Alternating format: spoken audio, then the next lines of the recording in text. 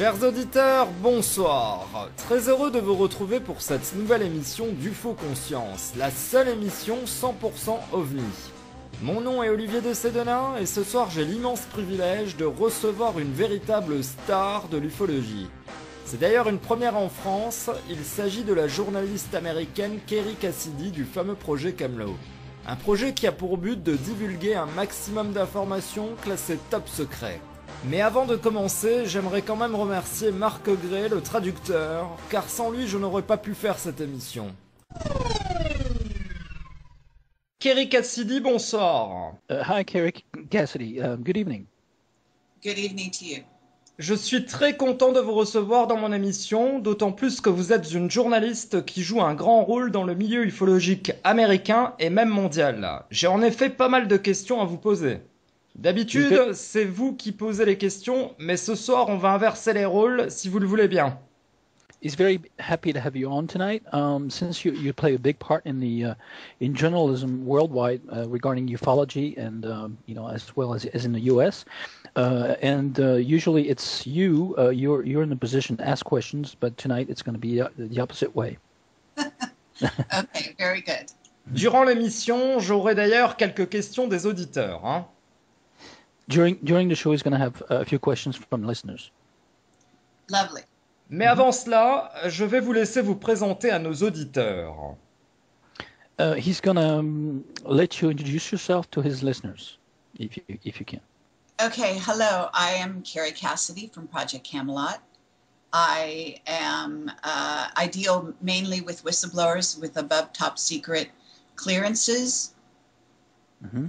Elle dirige le projet CAMELOT et elle en fait aborde des sujets top secrets et qui tirent des sonnettes d'alarme en fait, qui sont des projets beaucoup plus qui sont déclassifiés, enfin qui sont plutôt classifiés secrets, mais qu'elle divulgue au grand public. Voilà. D'accord. Mm-hmm. Alors parlons tout d'abord de vos propres expériences. Qu'avez-vous vécu de particulier concernant le phénomène OVNI? At first, let's talk about your personal experiences regarding the UFO phenomenon. Have you lived something yourself? Have I seen experienced? Yes. Have you experienced anything? Expérience personnelle. Hein? Yeah, yes. Personal experience. I have seen many UFO. I have seen. When I was camping with my family in Lake Tahoe, we saw the whole sky was filled with very small UFOs from far away. They were moving in erratic directions, and we were joking that night many years ago, saying they were having a meeting. Okay. Okay. Many years ago, huh? You said. Many years ago, yes, when I was a younger person. Ok, d'abord elle en a vu pas mal, plusieurs fois. Quand elle était très jeune, d'ailleurs, au lac Tahoe, avec sa famille, quand elle campait, quand elle était une jeune fille, le ciel, il y en avait pas mal dans le ciel de nuit, en fait, et ils ont même blagué et rigolé sur le phénomène en disant qu'ils avaient un meeting, ils avaient une réunion. Ah oui. Et est-ce qu'elle a déjà fait l'expérience de rencontres rapprochées par hasard? Have you had a close encounter by any chance? Well, I have had many visitations from many beings. I have also seen other UFOs. UFOs are very easy to see. I have been to James Gilliland's ranch and seen UFOs. I have seen UFOs when I'm in the Sierra Nevada, because in Yosemite, for example, where it's where the sky is clear, it is easier to see them. Ok. Elle a eu pas mal de visites en fait, d'êtres et de créatures. Elle a vu des ovnis au ranch de James. What was his name? James who? Gilliland. Gilliland. Gilliland. Okay. Where's the ranch? Well, Mount Adams in Oregon, I think it is. Okay. Or Washington. Ok, donc c'était le mont Adams dans l'Oregon, dans l'État de Washington, ou Washington. Mais sinon aussi, elle a également vu des ovnis dans le Nevada, à New Sierra en fait. D'accord. Et quel genre de créature elle a vu? What kind of beings did you come across? Okay, I have been visited first before Camelot. I was abducted when I was a young child many times, and I used to have a recurring dream. It's called a classic abduction dream with a buzzing sound. I would go down a pathway outside my door, and there would be a man waiting in a long coat and a top hat, and Okay. I was aware that I was being taken somewhere. Ok. Sa première abduction, c'était avant le projet CAMELOT, bien sûr. Bien sûr, quand elle était toute petite, en fait, quand elle était enfant, elle a été abductée. Et elle a fait des rêves donc nocturnes avec un son assez strident de sonnette dans l'oreille. Elle s'est vue en fait marcher sur un chemin à l'extérieur et il y avait un homme, un humanoïde qui l'attendait avec un long manteau et un chapeau de forme. Donc ça a commencé très tôt, hein. So it started very early then, at an early age. Yes, and I believe that I am a MyLab baby. I was born in Moffett Field Hospital. I'm the only one in my family born in Moffett Field Hospital. And when I recently interviewed Norm Bergram, he talked about Moffett Field as being having a special military base underground. Okay. Where's that located? Moffett Field, California. You can look it up. I can send you on the Skype a link to it and see. It has a special. Ok. Donc elle pense qu'elle est un bébé en fait né d'abduction militaire. MyLab, donc un bébé d'abduction militaire, parce qu'elle est née, c'est la seule dans sa famille à être née à l'hôpital Moffett Field en Californie. Elle a interviewé un monsieur après qui lui a confirmé que sous Moffett Field, en fait, il y a une base militaire souterraine en dessous l'hôpital, en fait. D'accord, mais est-ce qu'elle se considère comme un enfant indigo? Do you consider yourself as an indigo Yes. child? Yes, I do. I consider myself what you call an early indigo. D'accord, elle se considère comme un des tout premiers enfants indigo, effectivement. D'accord, très bien. Ouais. Bon, alors on va rentrer dans le vif du sujet. En quoi consiste le projet CAMELOT? Okay, let's talk about Project CAMELOT. Well, what does it deal with exactly? What was the intention behind it? Okay, the idea was behind it to reveal the truth behind the matrix, and therefore we went out around the world interviewing whistleblowers and researchers into black projects, secret space program, and other conspiracies.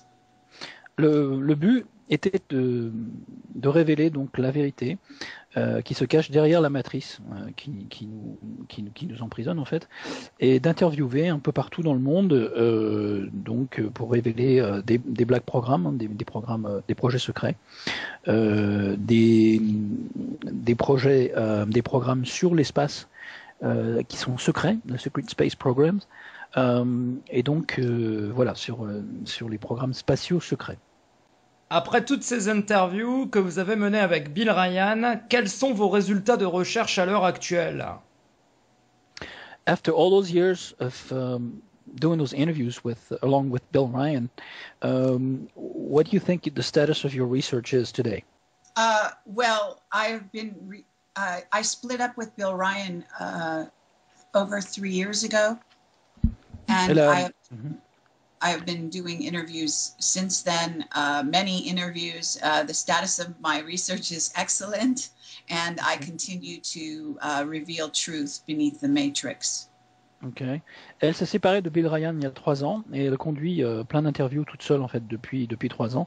Et donc l'état de ses recherches est excellent puisqu'elle conduit des interviews très très bonnes pour révéler la vérité derrière la matrice. Well, we have revealed the truth behind the matrix, that there is a secret space program, there is a rogue element that is running the planet that involves the Anunnaki, and that there are governments the Rothschilds and the Bush cabal are basically heading up on the earthly plane the factions that are at war with each other, but are warring over control of the planet. Ok, bon, let me catch up. Ils sont arrivés donc à révéler un programme spatial secret et également les factions qui sont en guerre les unes contre les autres, à révéler que en fait le cartel et la cabale des Bush et des Rothschild derrière gouvernent le monde. Et il y a également un complot Anunnaki, donc contrairement à ce que certains croient qui existe, ou existait, existe toujours, et les factions qui sont en guerre les unes contre les autres en fait derrière les pouvoirs. D'accord. Alors, avez-vous déjà eu affaire lors de vos interviews à des debunkers, en termes français, des désinformateurs? Okay. During your interviews, have you come across some debunkers or debunking type of people that were there to debunk a topic, for example? We have been very careful selecting the people to interview. Most of the people that we interview have been very truthful as far as they understood the truth. However, sometimes those people have been deceived themselves, and then they will give disinformation, but not necessarily on purpose. Ils ont été très sélectifs. Ouais. Et donc très consciencieux dans le tri des invités, enfin des invités dans leur reportage. Et quelquefois, quelques-uns ont pu se contredire et désinformer, c'est vrai. Mais en général, ils sont plutôt honnêtes. Ils les choisissent plutôt véridiques et assez fidèles à la réalité en fait. Mais s'il leur est arrivé de dire des mensonges, ça s'est retourné contre eux. Sur quel invité ont-ils eu des doutes? What guests have you had real doubts about their truthfulness? Well, Stephen Greer, and I think that let's see, Douglas Hagman, and there were times when Dan Burish was not always honest. Elle a cité Stephen Greer. Oui. Donc le Dr Greer, Douglas Hagman et Dan Burish qui n'a pas toujours été honnête.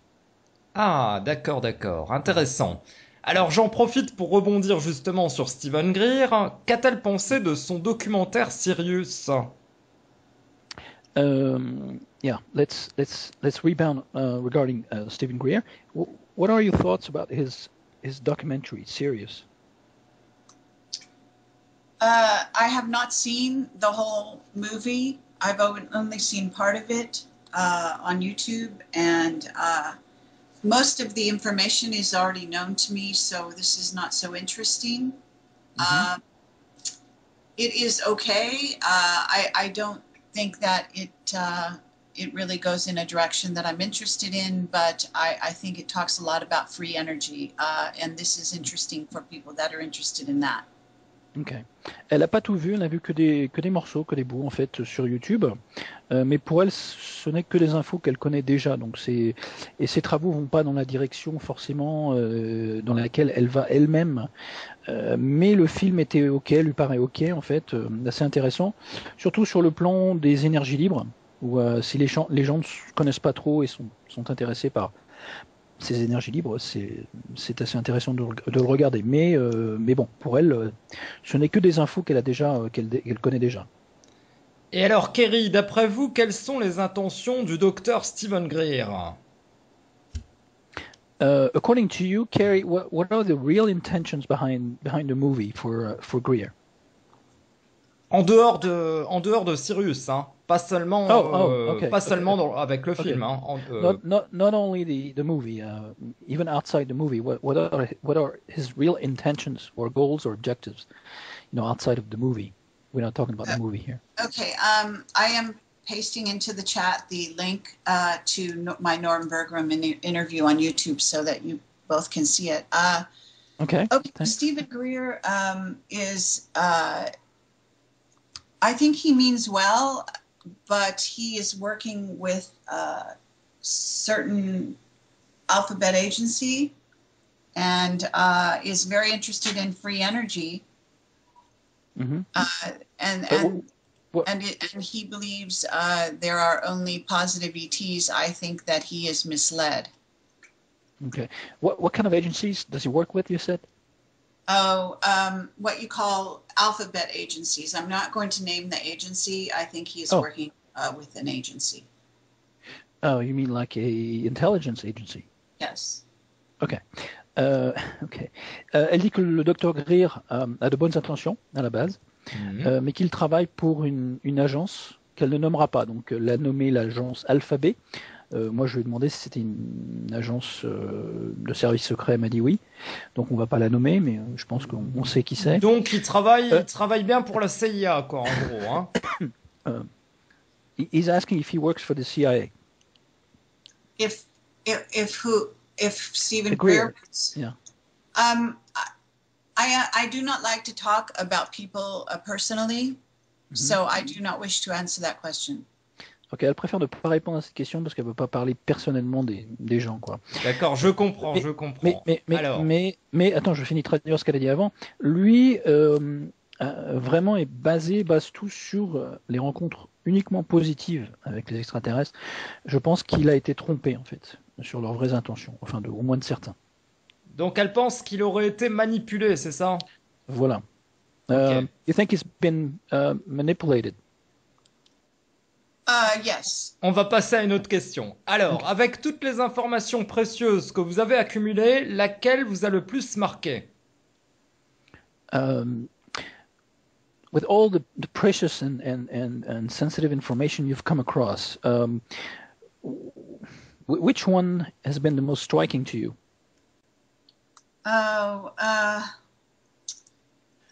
This is a very difficult question. Many stunning things have come to light during our interviews.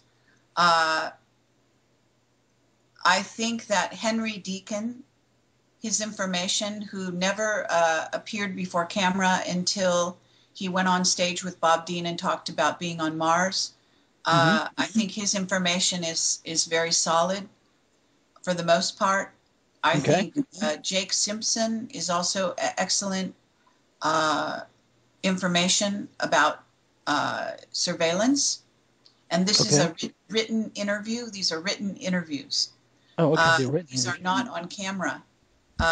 Although Henry Deacon went on camera later on stage in Barcelona to say he'd been on Mars. Okay. And recently at my conference, Awake and Aware, he spoke. Okay. Elle a tellement d'informations pertinentes et donc assez sensibles sur lesquelles elle a interviewé et enquêté, mais il y en a deux qui lui viennent à l'esprit, et ce sont des interviews pas en vidéo mais écrites, en fait, de Henry Deacon, qui après a témoigné sur scène à une réunion des exopolitiques à Barcelone, mais c'était une interview écrite. Lui avait témoigné qu'il avait été allé sur Mars, en fait, carrément sur Mars, et pour elle c'était un type assez honnête, enfin très honnête sur ce qu'il avait dit. Et également Jake Simpson. What was Jake Simpson's interview about? Surveillance. Ok. Et l'interview de Jake Simpson, c'était sur la surveillance, en fait. Et il est vrai que j'ai déjà entendu des personnes d'exopolitique parler de voyages sur Mars, et ils disaient même qu'il y avait une base souterraine sur Mars. Est-ce qu'elle peut confirmer cette information? He's heard several exopolitics interviews online on the internet that mentioned that there was like bases, like underground bases on Mars. Can you confirm this information from them? Yes, very much so. In fact, I just interviewed Richard Allen Miller on Friday night on my radio show, and that is available on the front page of Camelot. And he again confirmed he works for Navy Intel, and he again confirmed this. Okay. Oui, elle le confirme effectivement. Elle vient juste de faire une interview vendredi dernier, c'est sur sa page d'ailleurs, d'un monsieur Richard Allen Miller qui a travaillé pour l'intelligence, pour les services secrets de la Navy, en fait, de la marine. D'accord. Alors, je vais passer à une question d'un auditeur. Question de Bruno. Si vous n'aviez plus la possibilité de poursuivre votre projet de divulgation, qu'auriez-vous à dire en urgence à la population avant de disparaître? Okay, a question from a listener called Bruno. If you weren't able to continue interviewing whistleblowers around the world, what would be c'était quoi la fin de la question déjà? Qu'auriez-vous à dire en urgence à la population avant de disparaître? What would you say as a last information or whistleblow, like an urgent call to the population? What would you say? What would be the last thing you would say before you left the scene? Oh, a very interesting question. I would say that planet Earth is ruled by ETs who are off planet and at war, and that our secret space program is a rogue society operating off planet, and that they are taking some of the smartest people on Earth off planet. Oh, okay. So they're taking smart people off the planet?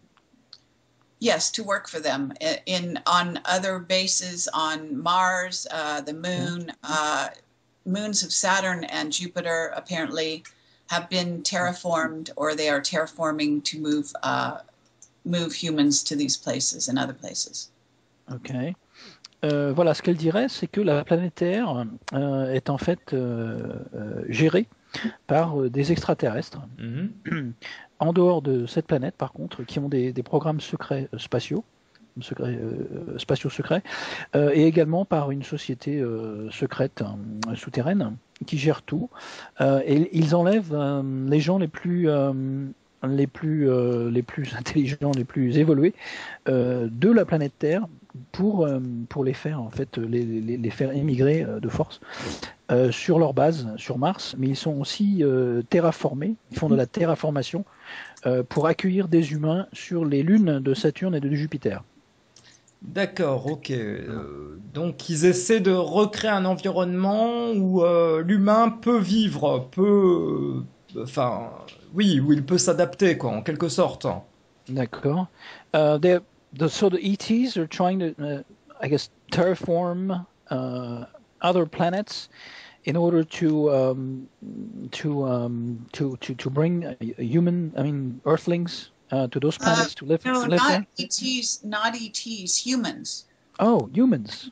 Okay. Humans in the secret space program, they work with ETs, but they are the humans in charge of the space program are moving off planet.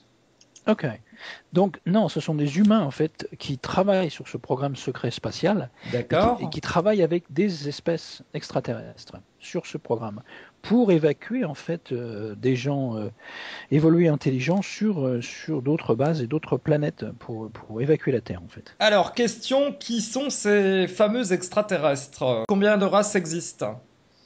So the question is now, who are those ETs and how many species are out there? Okay, one group is from Aldebaran. These are appear to be the more Nazi type individuals that blonde, blue eyes, and so on. Although they are now also perhaps disguising themselves as other races. Where did you say they were from? Aldebaran? Where's that? Aldebaran. It's a I guess it's a sort of planet, small galaxy that's in association with how do you spell it? Sirius. Okay. Yeah, Aldebaran. Aldebaran. Okay. Hold on, let me catch up to this. Donc, il y a une espèce qui est plus de type plutôt nazi, donc de type blond aux yeux bleus. Les tall whites? Are they the tall whites? No, the tall whites are another group. Okay. Non, c'est un autre groupe, les tall whites. The tall whites do not appear to want to rule the planet. That does not appear to be their agenda. If you mean the tall whites that oh gosh, I have to remember his name. Charles Hall. Yes, Charles Hall dealt with. This group has been living on Earth for a very long time. They come and go from our planet, and the military protects them. They live mainly in underground bases and in the mountains, in the deserts on the way to Nevada. Okay. Hold on, let me catch up to all this. Donc, non, ce sont les tall whites, en fait, les grands blancs, vivent sur la planète, mais sont protégés par les militaires. Donc, ils vivent dans des bases souterraines, hein, même dans le Nevada, etc. C'est ce que nous avait dit Paola Harris, d'ailleurs. Hein. Et c'est ce que, oui, en parlant de Charles Hall, d'ailleurs, qui en avait vu sur une base américaine. Attends, je reviens aussi sur les fameux... oui, je te laisse terminer ta traduction, vas-y. J'ai pas fini. Sur les blonds, donc, de type nazi, qui, eux, veulent vraiment dominer la planète, alors que les tall whites, pas du tout. Il n'y a pas de volonté de dominer les autres ou de régner, quoi. Ils viendraient donc d'une galaxie qui s'appelle Aldebaran, alors A-L, plus loin D-E-B-A-R-A-N, qui serait près de Sirius, en fait, de l'étoile de Sirius. It's near the Sirius star, right? System. Ah. Aldebaran would be... well, if you look at the link that I sent you, it says it's in the Taurus, the area of Taurus, and that it is a sort of a star cluster having more than one planet in its area. This is also, but it has to do with, it looks like it's somewhere in the vicinity of the Pleiades, but it's also a distance away from there. Oh, I see it. Okay. I gave you a link for it. Yeah. So, en fait, elle nous a donné un lien. Hein. If you do some searches, you will see that the Nazis were very interested in Aldebaran and spoke about it often. Okay. This is one group of ETs. Apparently, they are humanoid, and there is also possibly a reptilian species from this area. The reptilian species from Draco has always been wanting to take over the planet. Donc elle nous a envoyé le lien. C'est une Aldebaran, en fait, c'est en un seul mot. A été très très recherché par les nazis, en fait, quand on regarde leur histoire. Attends. Okay, I put in the chat the different races so you can remember what I'm saying. Yeah, exactly. Non, c'est près des Pléiades, mais so they're not Pleiadians, the ones from no, no, they're not Pleiadians, no. Donc ce ne sont pas des Pléiadiens, hein, ceux-là qui sont des blonds aux yeux bleus, etc. de type que les nazis aiment bien d'Aldebaran. Non, ce ne sont pas des Pléiadiens, même si c'est dans le système Taurus où on voit les Pléiades sur la droite, hein, sur la carte. Et à quoi ils ressemblent? Alors ils sont grands, blonds, aux yeux bleus, c'est ça? Ouais, bah c'est ça ce qu'elle a dit en fait. What do they look like, those Aldebaran types of species? My understanding is they look like typical Nazi individuals.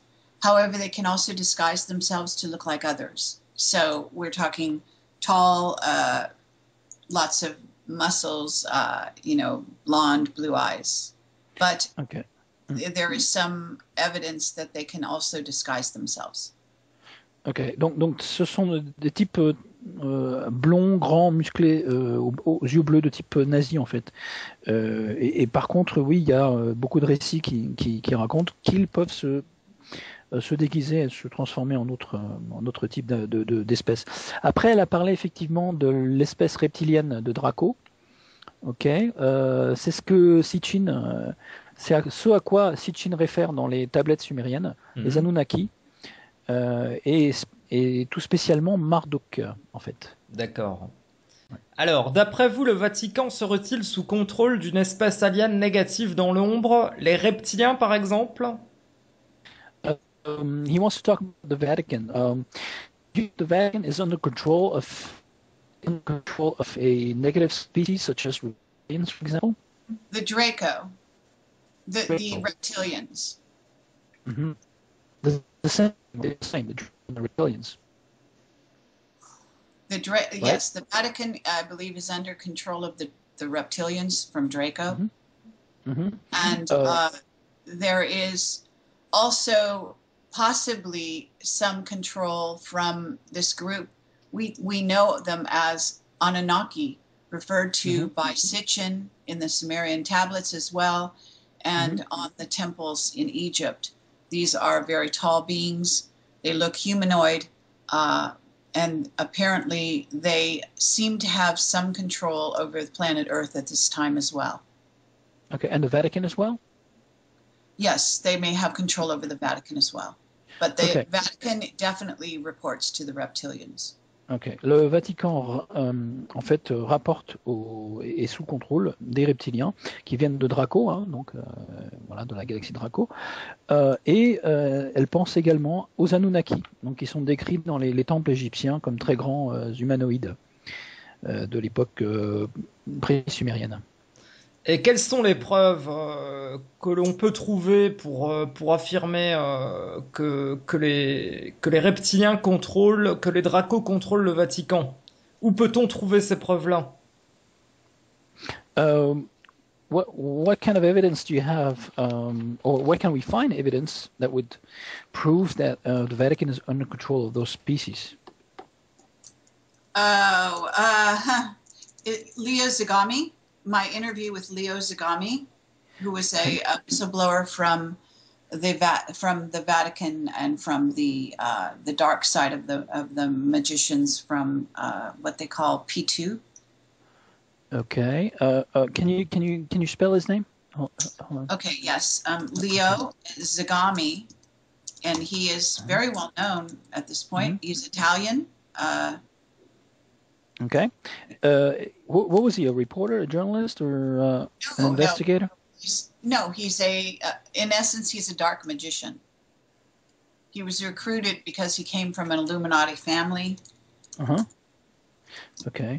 Et donc, il faut regarder son interview, en fait, avec Léo Zagami. Donc, elle l'a écrit dans la fenêtre. Hein. Léo, plus loin, Zagami, Z-A-G-A-M-I. For the Black Pope. Ok. Il travaille pour le... he did or he does? He does. Ok. Il travaille pour le pape noir, en fait.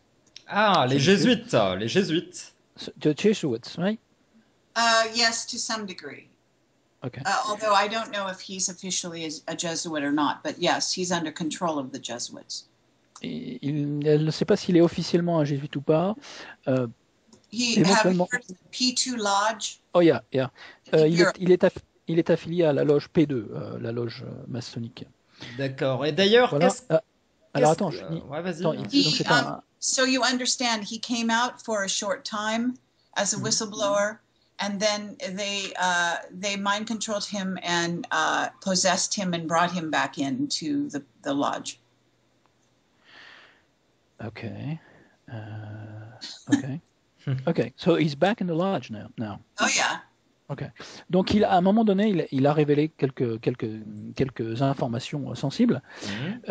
C'était un magicien noir, on dit, un magicien plutôt du côté sombre, dark magician. What do you mean by dark magician? Works for the dark side. Okay. I'm sorry. You do not understand the dark side, light side? Yeah, I do. But the dark magician. So you mean by magician? Yes, he was. He's a black magician. He's a magician who believes. Oh, black magic. Okay. Yeah, black magic, exactly. Okay.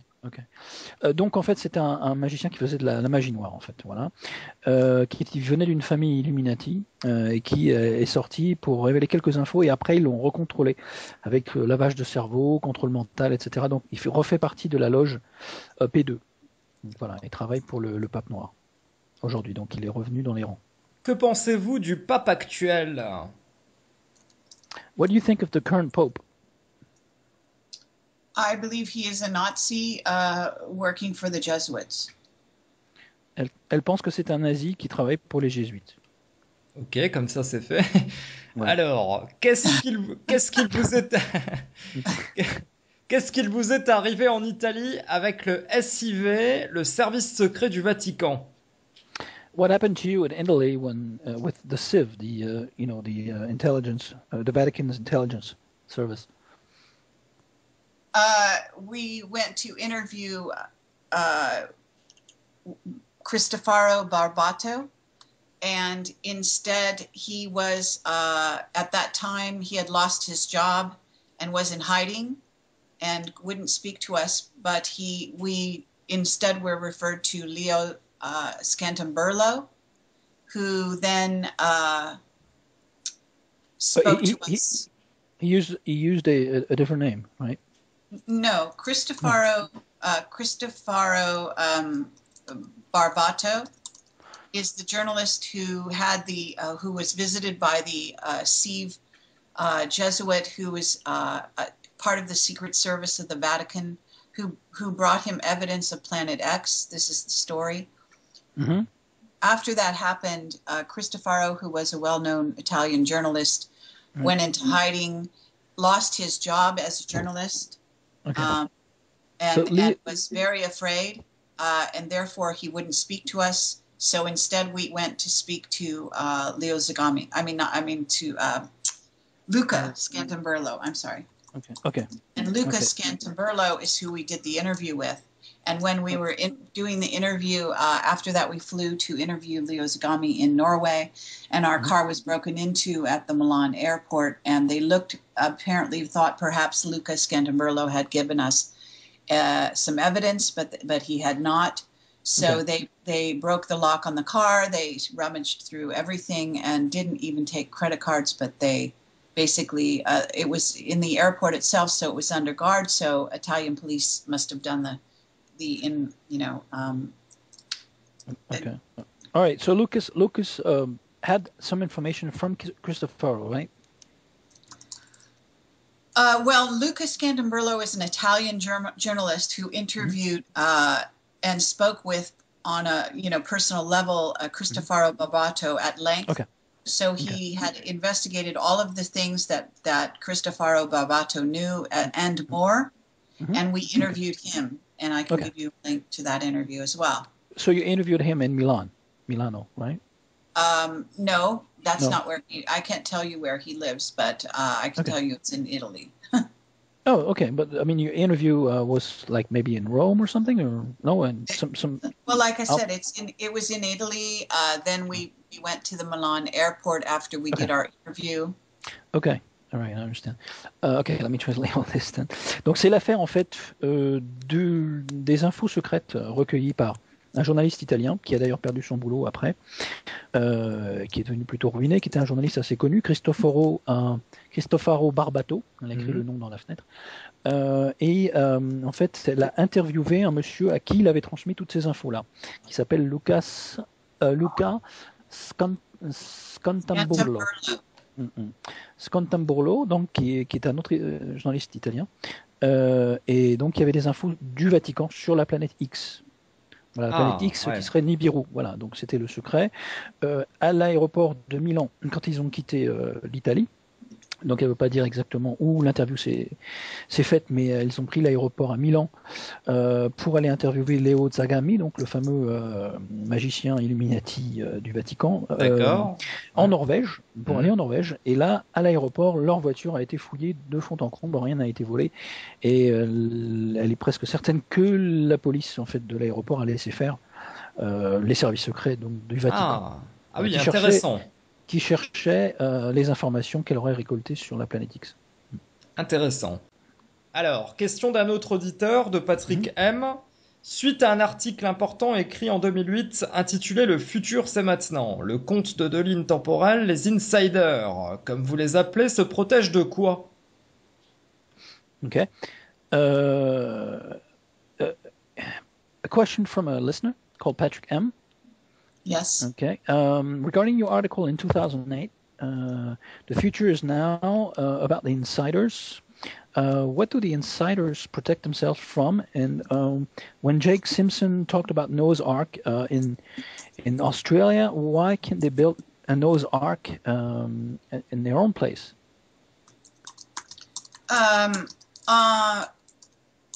Okay. Why can't they build a Noah's? I'm not sure what they're saying. Why can't they build a Noah's Ark? The Ark idea came from Dan Burish, who talked about an Ark they were building to come to Earth, take a large numbers of people, away from the Earth if there were Earth changes. Okay, and the Ark itself was being stored, according to Dan Burish, it was being stored on the moon. We don't know if this is true or not, but it was a very large craft. Perhaps they couldn't hide it very well. It was all about taking surviving humans off the planet. Ok. Ça c'était l'information de Dan Burish en fait. Donc elle n'est pas certaine. Il a dit que l'arche était cachée sur la Lune. C'est un large, un très très grand vaisseau en fait énorme qui serait en fait entreposé sur la Lune quelque part où il est invisible, qui prendrait en cas de cataclysme ou changement terrestre assez important, donc des humains pour les bouger ailleurs en fait. Ah ouais. Voilà. Ok. Alors toujours une question d'un auditeur, Damien. Avec toutes les interviews des plus grands chercheurs dans le domaine de la recherche ufologique, après tous ces témoignages accumulés depuis toutes ces années, le projet CAMELOT n'est-il pas en mesure de demander une audience au Congrès? Ok, ça c'était une question de Damien. Damien, ouais. Okay. A question from Damien from the listeners group. After all those good interviews and investigations, and all the conclusions that you came up with, that are mind-boggling actually, and whistleblowers, statements and comments. Would you be willing, or why wouldn't you ask for an audience or a hearing? I'm sorry, with the Congress, the U.S. Congress, to go over those topics? Why wouldn't I? Are they aware of the citizens' hearing on disclosure? And I was there doing filming, and they would not let me speak partially because they wanted to have sort of a very narrow group of people who they selected very carefully for just beginners in this topic. Project CAMELOT goes way down the rabbit hole, much farther than most people and organizations. I do not have connections in Washington to have a hearing of my own, to my knowledge. So you were there attending, right? Yes. Okay. But I was doing interviews, but I was not asked to speak. Okay. Elle a participé au dernier congrès sur la divulgation, là, le Citizens Hearing à Washington, où il y avait tout le gratin des gens autorisés à parler de l'ufologie, pour faire des interviews, mais on lui a pas demandé de parler en public, hein, donc c'était uniquement quelques personnes sélectionnées. Donc ça c'était à Washington, donc voilà, c'était plutôt, on a laissé parler ceux qui s'adressaient plutôt aux débutants dans l'ufologie et qui connaissaient pas grand chose, quoi. Parce que en fait le projet CAMELOT va beaucoup plus profond dans le sujet que les gens qui ont parlé à cette audience citoyenne sur la divulgation à Washington, organisée par Stephen Bassett. Est-ce qu'on lui pose une question sur Stephen Bassett ou pas? Si tu veux, profites-en, vas-y. Ouais. Est-ce que Stephen Bassett fait le jeu en fait des gouvernants pour retarder la divulgation de plus en plus à chaque réunion sur la divulgation? Does Stephen Bassett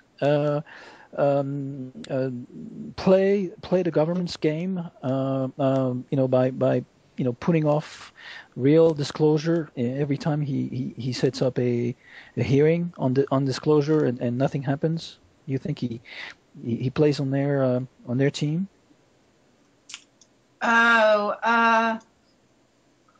It is possible. I don't know for sure. I believe he tries to play on the government's team, but the government is a secret government, and they have many factions. And I believe Stephen Greer is an outsider. Okay, and Stephen Bassett is Bassett. Okay. Oh, you wanted to know about Stephen Bassett. Okay. Yeah. Mm-hmm. Okay, sorry. I thought you meant Greer. Stephen Bassett is someone who is a bit conservative, a bit more middle of the road. However, he wants disclosure very much. He is working to try to persuade Congress to listen to the subject and to release information. So he plays ball. You may say he plays ball with Washington. Okay, but he doesn't play on their team. That's what you're saying. No, he's an outsider as well. Ok. Au début, elle croyait que je posais une question sur Stephen Greer, donc elle m'avait répondu à propos de Stephen Greer. Elle a dit que c'était très possible, mais qu'il est plutôt en dehors du gouvernement, même s'il essaye de jouer avec les gouvernants. Par rapport à Stephen Bassett, celui qui organise donc le congrès sur la divulgation, elle pense que non, en fait, que ça fait des années qu'il essaye de persuader le Congrès et le gouvernement d'aller de l'avant pour divulguer au grand public, mais non, pour elle, c'est pas forcément ça.